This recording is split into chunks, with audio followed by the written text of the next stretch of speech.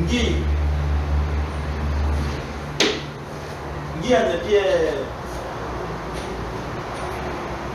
Lui, il a que si, il a que tout, on peut la comprendre. Donc, maintenant, on dit qu'il y a ni trop de détails.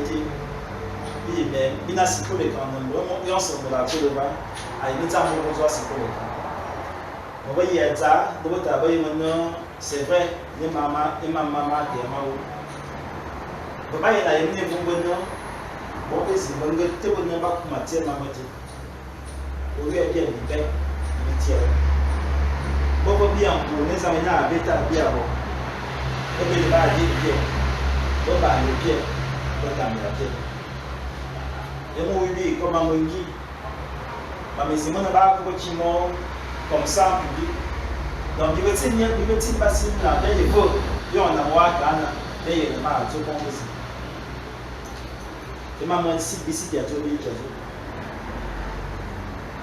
Et on peut t'avoir beaucoup bon tout quoi.